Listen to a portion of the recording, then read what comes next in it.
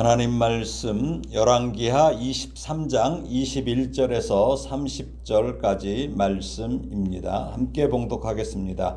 왕이 뭇 백성에게 명령하여 이르되 이 언약책에 기록된 대로 너희의 하나님 여호와를 위하여 유월절을 지키라 하매 사사가 이스라엘을 다스리던 시대부터 이스라엘 여러 왕의 시대와 유다 여러 왕의 시대에 이렇게 유월절을 지킨 일이 없었더니 요시야 왕 18째 해에 예루살렘에서 여호와 앞에 이 유월절을 지켰더라. 요시야가 또 유다 땅과 예루살렘에 보이는 신접한 자와 점쟁이와 드라빔과 우상과 모든 가증한 것을 다 제거하였으니 이는 대제사장 hil기야가 여호와의 성전에서 발견한 책에 기록된 율법의 말씀을 이루려 함이라. 요시야와 같이 마음을 다하며 뜻을 다하며 힘을 다하여 모세의 모든 율법을 따라 여호와께로 돌이킨 왕은 요시야 전에도 없었고 후에도 그와 같은 자가 없었더라. 그러나 여호와께서 유다를 향하여 내리신 그 크게 타오르는 진노를 돌이키지 아니하셨으니 이는 므낫세가 여호와를 경노하게 한 그 모든 경노 때문이라. 여호와께서 이르시되 내가 이스라엘을 물리친 것 같이 유다도 내 앞에서 물리치며 내가 택한 이 성 예루살렘과 내 이름을 거기에 두리라 한 이 성전을 버리리라 하셨더라. 요시야의 남은 사적과 행한 모든 일은 유다 왕 역대지략에 기록되지 아니하였느냐.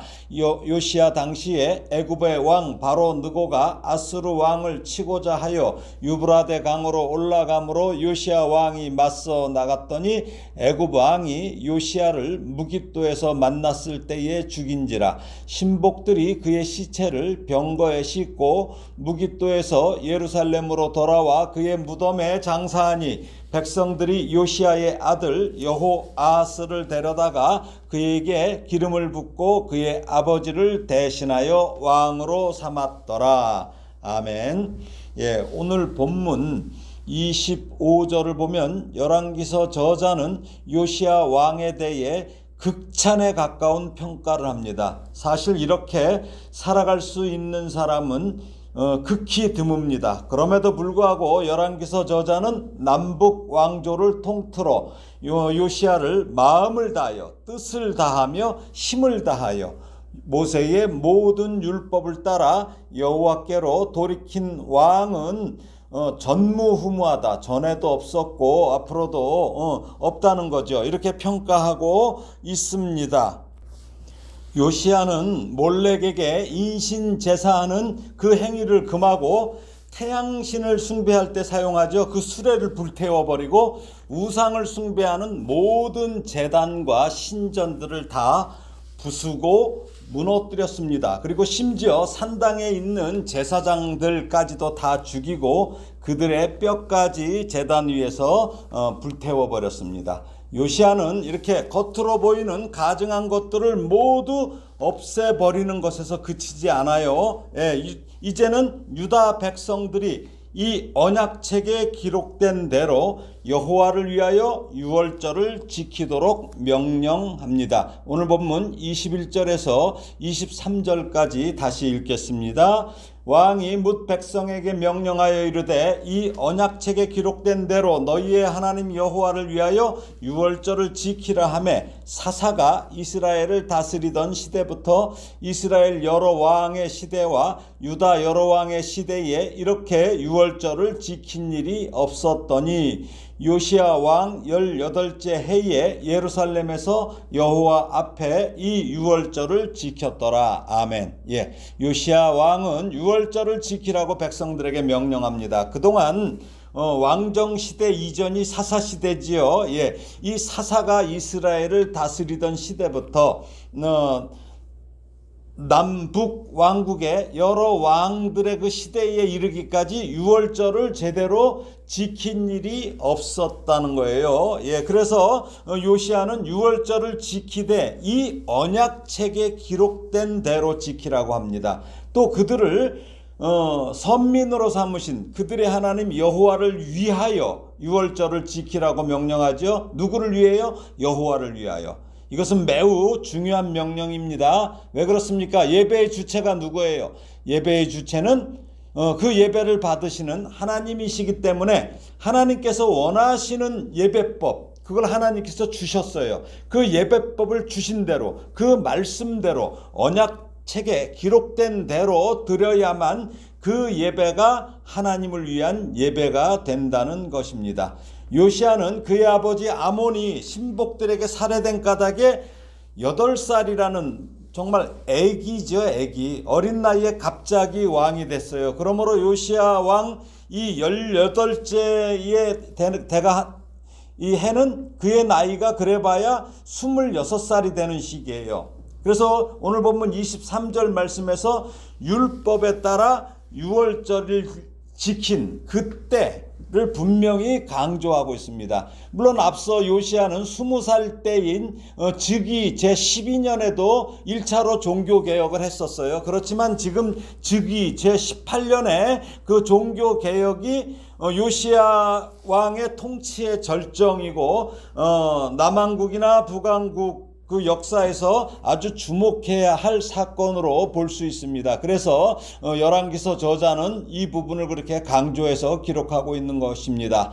유월절에 관한 규례는 출애굽기 12장 1절에서 20절, 또 13장 5절에서 10절, 그리고 신명기 16장 1절에서 8절에 기록되어 있어요. 이 규례가. 그런데 요시야 왕은 아주 정확하게 그 규례에 따라서 유월절을 지켰다고 요 병행 그 책에는 역대서에는 기록되어 있어요. 그래서 역대하 35장 1절에서 19절에 이게 자세하게 기록되어 있습니다. 그래서 유월절에 참가한 그 백성의 규모, 그리고 재물의 양에 있어서 이 사사 시대 이후에 가장 확실하고 성대하게 지켰는데 제가 그 부분에 우리 한번 같이 읽어보겠습니다. 저 역대하 35장 5절에서 14절이에요. 역대하 35장 5절에서 14절.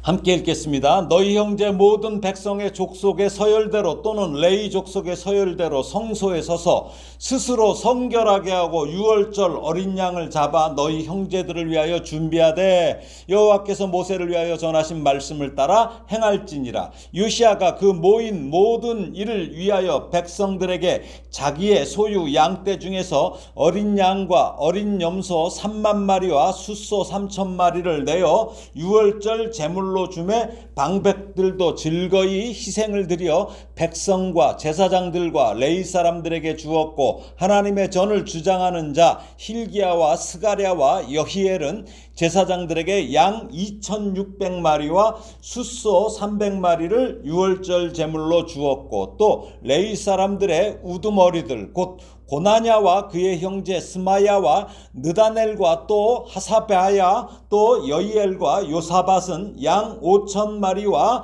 숫소 500마리를 레위 사람들에게 유월절 제물로 주었더라. 이와 같이 섬길 일이 구비됨에 왕의 명령을 따라 제사장들은 그들의 처소에 서고 레위 사람들은 그들의 반열대로 서고 유월절 양을 잡으니 제사장들은 그들의 손에서 피를 받아 뿌리고 또 레위 사람들은 잡은 짐승의 가죽을 벗기고 그 번제물을 옮겨 족속의 서열대로 모든 백성에게 나누어 모세의 책에 기록된 대로 여호와께 드리게 하고 소도 그와 같이 하고 이에 규례대로 유월절 양을 불에 굽고 그 나머지 성물은 솥과 가마와 냄비에 삶아 모든 백성들에게 속히 분배하고 그 후에 자기와 제사장들을 위하여 준비하니 이는 아론의 자손 제사장들이 번제와 기름을 저녁까지 드림으로 레위 사람들이 자기와 아론의 자손 제사장들을 위하여 준비함이더라. 아멘. 예. 어떻습니까? 이 열왕기서에서보다 어때요? 더욱 자세하게 역대기서는 이렇게 요시야 왕이 유월절을 그 지킨 내용을 자세히 기록하며 이 마무리로 이제 이렇게 전합니다. 역대하 35장 18절이죠. 예, 제가 읽겠습니다. 선지자 사무엘 이후로 이스라엘 가운데 유월절을 지키지 못하였고 이스라엘 모든 왕들도 요시야가 제사장들과 레위 사람들과 모인 온 유다와 이스라엘 무리와 예루살렘 주민과 함께 지킨 것처럼은 유월절을 지키지 못하였더라. 예, 얼마나 대단합니까? 이스라엘과 유월절은 어때요? 이 뗄래야 뗄 수가 없는 절기예요. 아주 중요한 절기예요. 하나님께서 이스라엘을 애굽의 그 노예 상태에서 구원하실 때, 그 하나님의 백성을 풀어달라고 할 때 이걸 거부하는 애굽 왕 바로와 또 애굽 백성들을 심판하시죠. 그래서 그들 중에 모든 애굽의 장자를 비롯해 모든 초태생을 다 심판하시는 가운데 집의 문설주와 그 문인방에 어린 양의 피를 바른 그 집은 넘어가요. 그렇죠? 그래서 그 백성들만 구원하신 것을 기념하는 절기가 바로 유월절이죠. 그러므로 하나님의 언약 백성은 이 유월절을 지킴으로 하나님께서 그들을 어떻게 구원하셨는가 이것을 기억해야 되고 또 자신들이 하나님의 백성이라는 정체성을 유지할 수 있는 것입니다. 그들이 유월절의 은혜로 지금 살 수 있는 거예요. 사실은. 그렇죠? 그런데 그런 중요한 근거인 유월절을 지키지 않는다면 하나님의 은혜로 애굽의 노예에서 해방되어서 하나님의 백성이 됐다는 정체성은 잃어버리는 거예요. 그걸 놓치게 되면 안 돼요. 우리가 신앙생활에서 가장 중요한 것이 무엇입니까? 우리가 신앙생활에서 무엇이 가장 중요할까요? 계시록을 잠깐 볼까요? 요한계시록 2장. 예, 요한계시록 2장 2절부터 5절까지 말씀입니다. 한번 같이 읽겠습니다. 내가 네 행위와 수고와 네 인내를 알고 또 악한 자들을 용납하지 아니한 것과 자칭 사도라 하되 아닌 자들을 시험하여 그의 거짓된 것을 네가 드러낸 것과 또 네가 참고 내 이름을 위하여 견디고 게으르지 아니한 것을 아노라. 그러나 너를 책망할 것이 있나니 너의 처음 사랑을 버렸느니라. 그러므로 어디서 떨어졌는지를 생각하고 회개하여 처음 행위를 가지라. 만일 그리하지 아니하고 회개하지 아니하면 내가 네게 가서 네 촛대를 그 자리에서 옮기리라. 예, 그렇습니다. 무엇입니까? 가장 중요한 게 처음 사랑입니다. 예, 우리의 삶에서도 마찬가지예요. 처음 사랑이 중요한 거예요. 아무리 수고하고 인내하며 게으르지 않고 부지런히 살았어도 어느 순간 처음 사랑을 잃어버리면 모든 것이 허사가 되는 것입니다. 예, 가정이 왜 깨집니까? 처음에 그 사랑을 잃어버리기 때문이에요. 예. 나가서 돈 벌면 뭐예요? 처음 사랑을 잃어버렸는데 그건 아무 의미가 없어요. 그래서 주님은 요한계시록 2장 5절에서 뭐라고 말씀하셔요? 여기서요. 그러므로 어디서 떨어졌는지를 생각하고 회개하여 처음 행위를 가지라고 말씀하신 거예요. 지금 요시야는 이스라엘 백성들이 어디서 떨어졌는지를, 어디서 문제가 생겼는지를 생각하고 회개했어요. 그래서 가장 중요한 게 뭐예요? 처음 사랑, 처음 행위인 유월절을 지킨 것입니다.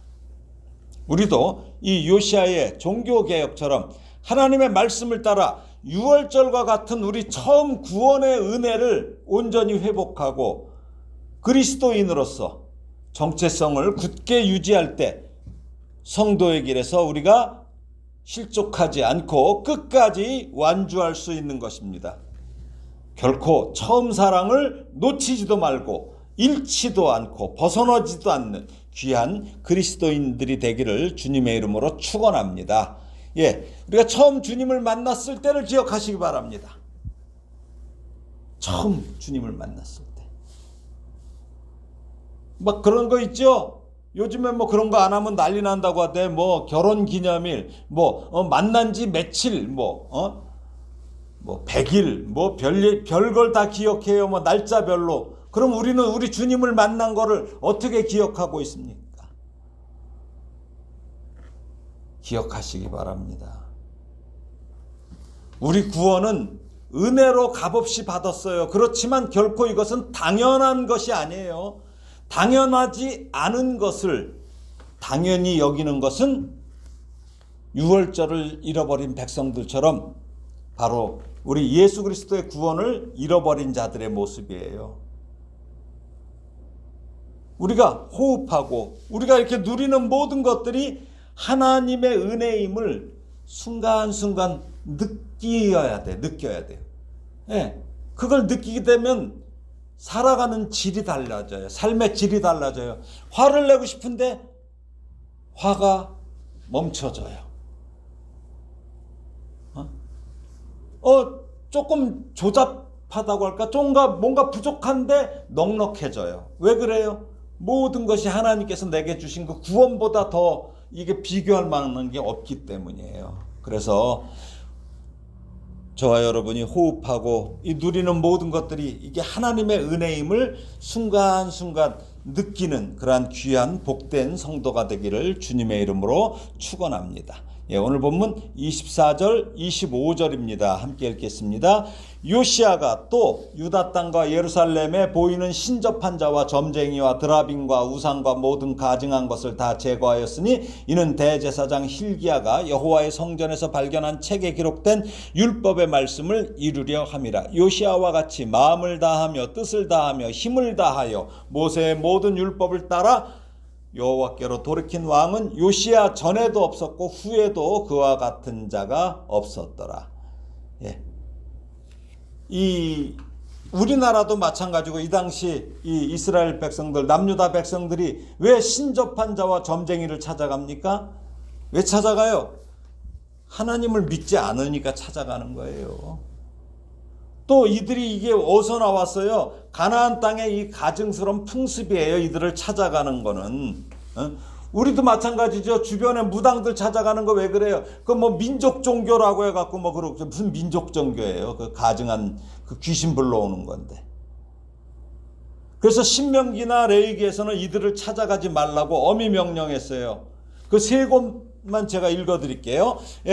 신명기 18장 11절에 보면은 진언자나 신접자나 박수나 초혼자를 너희 중에 용납하지 말라. 또 레위기 19장 31절이에요. 너희는 신접한 자와 박수를 믿지 말며 그들을 추종하여 스스로 더럽히지 말라. 나는 너희 하나님 여호와니라.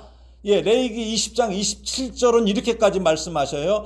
남자나 여자가 신접하거나 박수가 되거든 반드시 죽일지니 곧 돌로 그를 치라. 그 피가 자기에게로 돌아가리라. 지금 요시야 왕이 바로 이 레위기 20장 27절의 말씀에 근거해서 이들을 제거한 것입니다. 또 드라빔은 가정에서 섬기던 일종의 신이에요. 신. 조그매요. 라헬이 왜 아버지 라반에게서 훔쳐왔다고 나오지요? 조그매요. 그래갖고 깔고 앉았잖아요. 그렇죠? 그때부터 포로기 이후 시대까지 이스라엘 가운데 이게 널리 퍼져 있었어요. 근데 주로 이것은 언제 썼냐면 점치는 데 주로 사용됐어요. 그리고 여기 모든 가증한 것은 미운 물건이란 뜻이에요. 그러니까 혐오스러운 것을 뜻해요. 우상 숭배와 관련된 각종 기구, 이것을 의미합니다. 요시야가 이러한 악한 자들과 악한 것들을 모두 제거하려는 것은 바로 여호와의 성전에서 발견한 책에 기록된 그 율법의 말씀을 이루려 함이라고 설명하고 있죠. 우리 역시 마찬가지입니다. 우리에게 주신 이 하나님의 말씀을 이루기 위해서 우리 주변에 있는 아주 사소한 것들도 제거하기에 힘써야 돼요. 사탄은 큰 거 갖고 다가오지 않아요. 아주 사소한 걸 갖고 우리를 나태하게 하고 무너지게 합니다. 그래서 아주 사소한 것들, 이런 것들도 제거하기에 힘써야 할 것입니다. 열왕기서 저자는 율법의 말씀을 열심히 지키려고 한 요시야를 뭐라고 그래요? 요시야 전에도 없었고 후에도 그와 같은 자가 없었더라 라고 유다 역사상 가장 그 선한 왕이라고 평가하죠. 그 이유는 무엇입니까? 바로 마음을 다하며 뜻을 다하며 힘을 다하여. 이게 신명기 6장 4절 5절에 나오는 말씀 아니에요. 이 모세의 모든 율법을 따라 오직 여호와께로 돌이켜서 집중한 왕이에요. 오직 하나님께 집중한 왕이었기 때문이에요. 이처럼 요시야처럼 마음과 뜻과 힘을 다하여 하나님의 말씀을 실천하는 복된 삶이 되기를 주님의 이름으로 축원합니다. 그러나 참 하나님은 그렇게 선한 요시야인데도 진노를 돌이키지 않으셨다고 열왕기서는 안타깝게 기록하고 있습니다. 오늘 본문 26절에서 30절까지 다시 읽겠습니다. 그러나 여호와께서 유다를 향하여 내리신 그 크게 타오르는 진노를 돌이키지 아니하셨으니 이는 므낫세가 여호와를 경노하게 한 그 모든 경노 때문이라. 여호와께서 이르시되 내가 이스라엘을 물리친 것 같이 유다도 내 앞에서 물리치며 내가 택한 이 성 예루살렘과 내 이름을 거기에 두리라 한 이 성전을 버리리라 하셨더라. 요시야의 남은 사적과 행한 모든 일은 유다 왕 역대 지략에 기록되지 아니하였느냐. 요시야 당시에 애굽의 왕 바로 느고가 아수르 왕을 치고자 하여 유브라데 강으로 올라감으로 요시야 왕이 맞서 나갔더니 애굽 왕이 요시야를 무기또에서 만났을 때에 죽인지라. 신복들이 그의 시체를 병거에 싣고 무기또에서 예루살렘으로 돌아와 그의 무덤에 장사하니 백성들이 요시야의 아들 여호아스를 데려다가 그에게 기름을 붓고 그의 아버지를 대신하여 왕으로 삼았더라.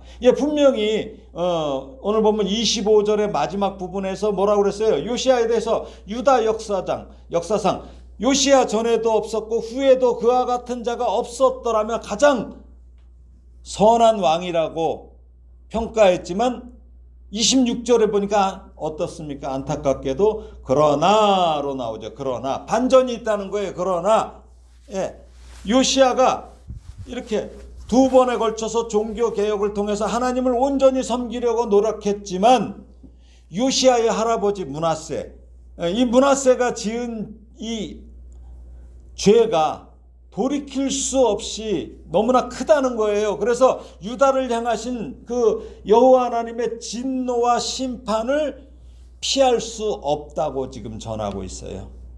무슨 말씀입니까? 그 죄악의 임계점을 넘었다는 거예요. 그러니까 마지막이 언제예요? 므낫세 때 그걸 넘어서는 안 됐는데 계속 저질렀다는 것이죠. 그래서 하나님은 당신이 택하신 이 예루살렘 성과 당신의 이름을 두시겠다고 말씀하신 예루살렘 성전을 버리실 것이라고 말씀하셔요. 하나님께서 예루살렘 성전까지 이걸 버리고 떠나신다는 것은 무슨 뜻인가요? 이제 이스라엘 백성들과 만나지 않으시겠다는 거예요. 왜요? 성전에서 만나잖아요. 아주 매우 비극적이고 충격적인 선언이에요. 29절에 애굽왕 바로 느고가 유브라데 강으로 올라가다가 자신을 맞서기에 나온 요시야 왕을 무기또에서 만나 죽였다고 이렇게 기록되어 있죠. 그런데 같은 병행 본문인 역대하에서는 요시야 왕이 애굽왕 바로 느고가 이끄는 군대와 싸우다가 전사했다 이렇게 기록되어 있어요. 싸우다가 전사했어요. 당시에 이 아수르는 메대와 바벨론의 공격으로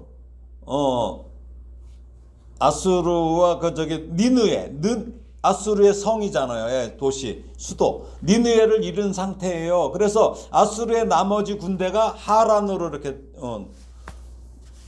도망갔어요. 후퇴했어요. 근데 이때 애굽 왕 바로 느고가 느고라는 왕이에요. 바로는 뭐예요? 파라오 왕. 그 뜻이에요. 바로 느고가 아수르를 도와 바벨론을 견제하려고 블레셋 해안 도로를 따라 북쪽으로 이렇게 가고 있었던 거예요. 그때 그 아수르의 그 재기 다시 일어나는 것을 두려워한 요시야가 어때요?